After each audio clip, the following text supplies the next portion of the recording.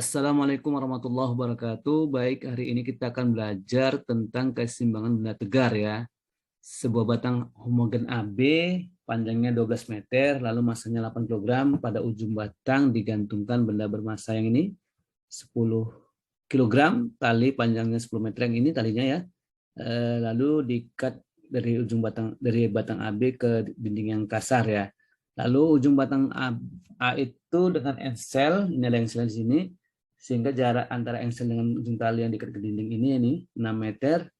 Seperti gambar, hitunglah tegangan tali dan gaya pada engsel. Baik, untuk menghitungnya ini dengan tali dan gaya pada engsel, maka syaratnya kita harus bisa menggambar diagram benda bebas dari batang AB ini yang diikat pada tali dan ujungnya dikasih benda ya. Kita pindahkan gambar ini kemari, ya ini engselnya yang saya beri titik A dan ujungnya saya beri titik B ya. Lalu selanjutnya kita akan hitung gaya berat di sini di B nih. Nah, di B ini ada gaya berat yang saya singkat dengan WBB ya. Oke, selanjutnya ada gaya berat batang AB yang ini WBT ya. Lalu ada gaya T dengan tali yang memutus itu theta. Nah, gaya T ini kan belum tegak lurus batang AB kalau nanti kita jadikan porosnya di titik A atau di titik B atau sepanjang garis AB ini yang mana gitu ya. Maka untuk kita buat tegak lurus nanti dengan salah satu porosnya itu, maka kita uraikan dulu si T pada sumbu X dan sumbu Y-nya ya. Pada sumbu Y-nya itu kita tahu bahwa T-nya sin ya, karena ini di depan sudut.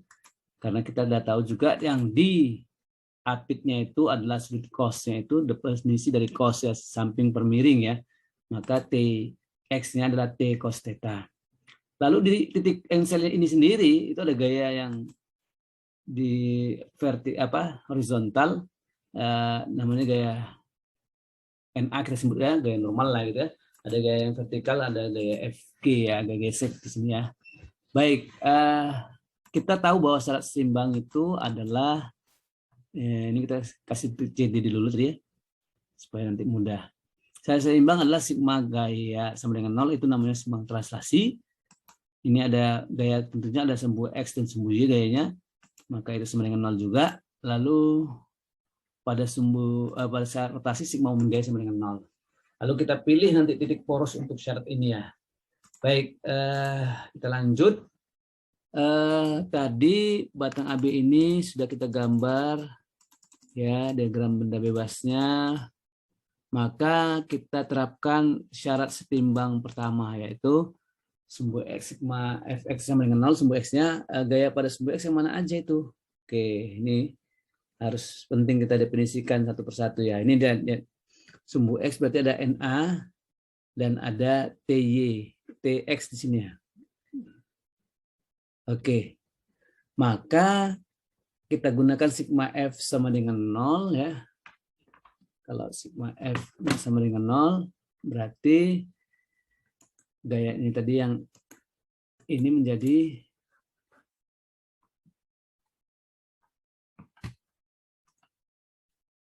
ya, sigma F sama dengan 0 berarti NA dikurang TX sama dengan 0, berarti NA sama dengan TX sama dengan T cos theta. Ini misalnya 1. Sama 2-nya sigma F-nya sama dengan 0, apa aja gaya pada sumbu. Lihat di sini. Ada FG, ada WBT, ada WBB, ada TY ya. Berarti kalau kita masukkan T sin theta tambah FG yang positif dikurang WBT tambah WBB, kita pindah ruasnya menjadi sama dengan 0 tadi.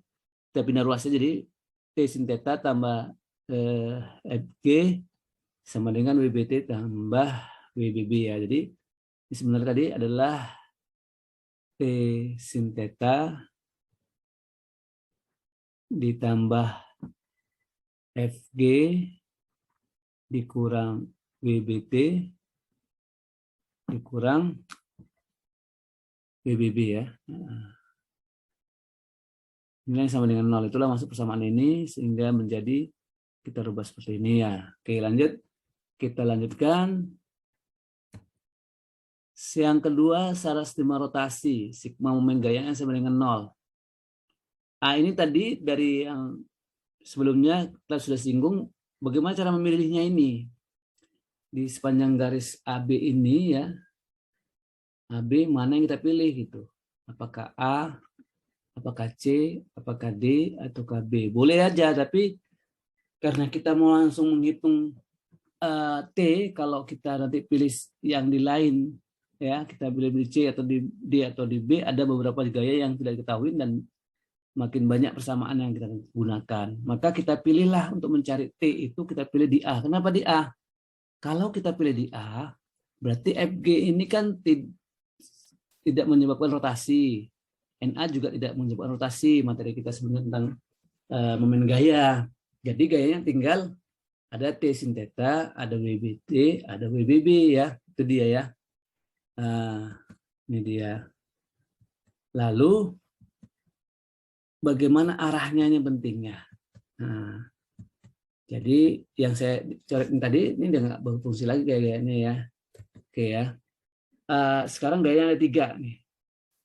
TY sin theta, WBB, dan WBT. Arah TY-nya itu coba lihat arah mutarnya. Kalau ini porosnya berarti kan dia cenderung kemari. Cenderung kemari berarti berlawanan jarum jam positif. Lalu kalau WBT ini ketika saya buat proses ini maka cenderunglah batang ini berputar seperti ini. Arah jarum jam berarti negatif. Sama dengan WBT juga. Ini arah jarum jam berarti negatif. Nah, sekarang lengan dari si T sin theta tentulah adalah A ke D. WBT adalah lengannya A ke C. Dan WBB lengannya adalah ya lengannya adalah A ke B. Dari A ke B ya. Oke, kita lihat. Nah, sekarang kita butuh bantuan. Karena tadi kita sudah dapat lengan-lengannya dan kita perlu bantuan untuk menghitung sudut sin theta atau nilai sin theta atau nilai cos theta-nya ya. Berarti kita butuh segitiga sama kaki yang dibentuk dari, kalau kita ambil dari T itu tadi ini, T yang di sini ya, maka panjangnya 10, dindingnya tadi 6 meter ya nih ya. Maka triple Pythagoras ini 8. Ya udah, nilai sinusnya nanti akan depan per miring. Sinusnya adalah depan per miring berarti 6/10 atau ini 3/5 ya. Sedangkan cosnya tentu ya 8/10 atau 4/5. Oke ya. Baik, ini penting ya kita lihat. Nah, karena kita memilih tadi momen gayanya di A yang sama dengan 0, maka WBB-nya dapat, jarak kita adalah AB. Ini AB. AB-nya berarti 12 nanti ya. Lalu negatif WBT tadi kenapa negatif? Kalau tadi ada arah dikali CA, betul ya. CA karena dia tadi batangnya homogen, berarti CA itu setengah daripada AB ya. T sin theta dikali AD ya. Oke. T sin theta ini jaraknya AD. Nah, AD itu berarti kan kalau dari sini 6 yang ini 6 ya. Lalu panjangnya ini 10 berarti dari A ke D itu sama dengan PQ pada segitiga ini. Berarti 8. Oke. Kita masukkan angkanya, berarti WBB tadi berapa? 10 kali 10 karena dia kita ambil G-nya 10, 100 ya. Kali AB panjangnya 12. Lalu WBT batangnya itu 8 kali 10 80. Beratnya ya dikali AB-nya 6 ya. WBT sudah kali CA ya. CA kemarin ya 6. CA tadi setengah, ada setengah AB karena homogen. T sin theta dikali AD. Sin theta-nya berarti sinnya 6/5 ya, atau 6/10 sini saya buat ya. Apa ya? 3/5 tadi ya. Oke. Dikali dengan AD-nya 8 tadi, triple Pythagoras karena udah tahu panjang T dan panjang jarak ensel ke dinding adalah 6 berarti ya. Maka kalau ini kita selesaikan, hasilnya adalah 100 kali 12 adalah 1200 dan 480 adalah hasil 80 kali 6 ya. Lalu ini sendiri adalah 6 kali 8 dibagi 10 adalah 4,8. Sehingga kita peroleh T-nya 350 Newton. Ya, sampai sini ya. Nah, sekarang bagaimana kita mengetahui berapa besar gaya engselnya? Kita gambar lagi tadi diagram bebasnya, ya, supaya jangan lupa. Maka kita akan lihat berapa besar TA dan FA dan NA. Nanti ini akan kita dapatkan di siku-siku di titik A. Maka penjumlahan vektornya adalah vektor jalan genjang. Inilah dia. Ini dinamakan resultan gaya engsel atau nanti FE ya. Oke gitu ya. Baik, sekarang kita hitung kembali bagaimana mencari NA dan FG. Tentu kita gunakan setimbang translasi ya, di mana NA sama dengan TX, betul ya.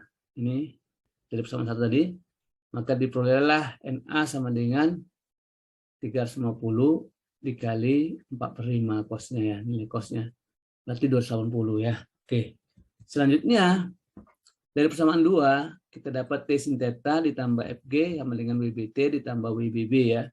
Berarti T-nya belum dapat. Tadi T sudah dapat ya. 350 tadi yang kita dapat T-nya.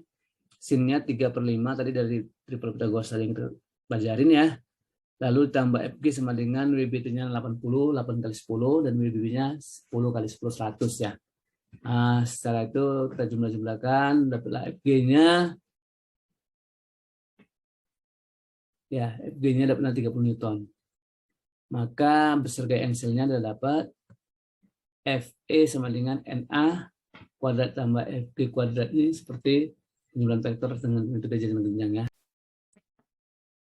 Jadi gaya pada engsel tadi adalah FE sama dengan akar dari NA tadi dapat ya 280 kuadrat ditambah FB-nya juga dapat 30 kuadrat. Ini hasilnya menjadi 9.300 diakarkan menjadi 10 akar 793 Newton ya. Baik, mungkin ini saja yang bisa kita sampaikan untuk terkait soal tentang kesetimbangan benda tegar. Semoga bermanfaat. Kita akhiri. Assalamualaikum warahmatullahi wabarakatuh.